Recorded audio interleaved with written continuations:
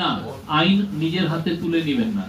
গণঅভ্যুত্থান পরবর্তীতে সব দেশে মানুষ আইন নিয়ে, কারণ তারা তাদের যে রাগটাকে তারা করতে পারে না। কারা যারা আগে এই যে আপনি কেন একটা গণঅভ্যুত্থানে যারা গিয়েছে তাদেরকে আপনি কেন বলছেন যে সন্ত্রাসী বা জঙ্গি? আপনি এই জন্য বলছেন যে ওই শেখ হাসিনাকে আপনি বৈধতা দিচ্ছেন যে ওদেরকে মারো, ওদেরকে খুন করো। খুন করার বৈধতা আপনি দিয়ে দিচ্ছেন এগুলো ভাষা লিখে। তারপরে যে যারা এই গণঅভ্যুত্থানটা করলো তারা তো রিভেঞ্জ নিতে পারতো। আমরা ওই জায়গায় যাই নাই।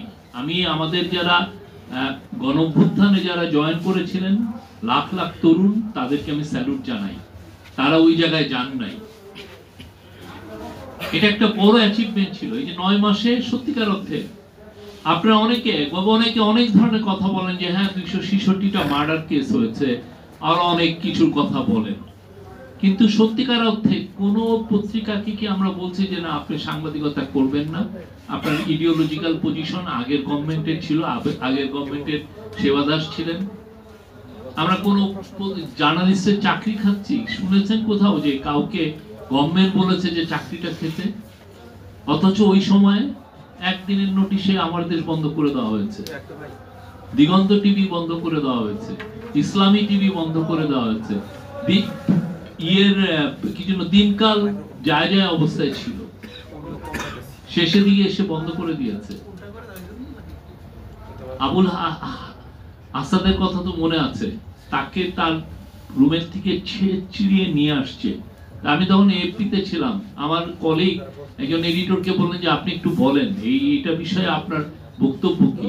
উনি তো এডিটর, ইডিওলজিক্যালি আপনি সংগ্রামের জার্নালিজম আপনি নিতে পারেন না, সেটা আপনি এটা আপনার নাই নিতে পারেন, এটা হতেই পারে। আপনি হয়তো বা লেফটিস্ট, আপনি সংবাদের জার্নালিজম আপনি পছন্দ করেন না, কিন্তু যখন একটা এডিটরকে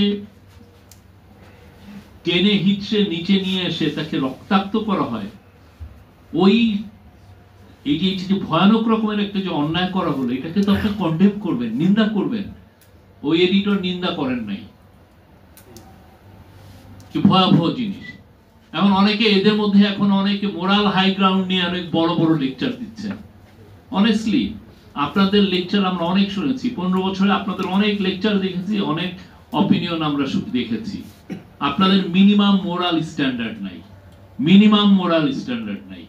আপনাদের কোনো এই আমাদেরকে মোরাল লেকচার দেওয়ার কোন রকমের কোনো গ্রাউন্ড নাই। আমরা এই জুলাই গণঅভ্যুত্থানের পরবর্তীতে আমরা কি কি দেখেছি? প্রথম, আমরা এই গভর্নমেন্ট কোনো নিউজ আউটলেট বন্ধ করেনি, একটা নিউজ আউটলেট বন্ধ করেনি, বরঞ্চ 2-1টা নিউজ আউটলেটের আপনার অনলাইনে অ্যাক্সেস পাওয়া যেত না, আমরা সেগুলোকে ওপেন করে দিয়েছি। আপনার নেত্র দেখেন, আমরা সবগুলোকে যে বলেছেন যে আমার এই নিউজের টেলিকম অথরিটি আমার এটার অনলাইন অ্যাক্সেস ব্লক করে রেখেছিল, আমরা সবগুলোকে ব্লক ওপেন করে দিয়েছি। সেকেন্ড, কিছু কিছু জার্নালিস্ট জব হারিয়েছে, এটা সত্য, আমরা অস্বীকার করছি না, কিন্তু কথা হচ্ছে এই জব হারানোর জন্য এটা কি ইন্টারিম গভর্নমেন্টের দায় নাকি মালিকদের দায়?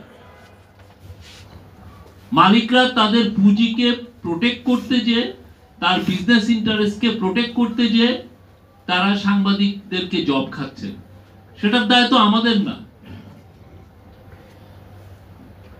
মালিকরা নতুন অ্যালাইনমেন্টে নিয়ে যাচ্ছে, কিন্তু দেখেন কোন যারা এই জার্নালিস্টদের স্যাকের ব্যাপারে যারা সোচ্চার, তারা কিন্তু এই মালিকদের বিরুদ্ধে একটা কথা বলছেন না। তাদের অ্যাঙ্গারটা কিন্তু মালিকদের এগেইনস্টে না, তাদের অ্যাঙ্গারটা গভর্নমেন্টের। গভর্নমেন্ট এখানে কি করবে? মালিক যদি চাকরি খেয়ে ফেলে, গভর্নমেন্ট একটা বলতে পারে যে ভাই এখানে লেবার ল আছে, আপনি লেবার ল অনুযায়ী কেস করেন, আপনার প্রতি যদি অন্যায় হয়ে থাকে তাহলে কোর্ট ডিসিশন আপনার মতো করে দিবে। যদি কোর্ট ডিসাইড করে তাহলে আপনি আপনার মতো জব পাবেন।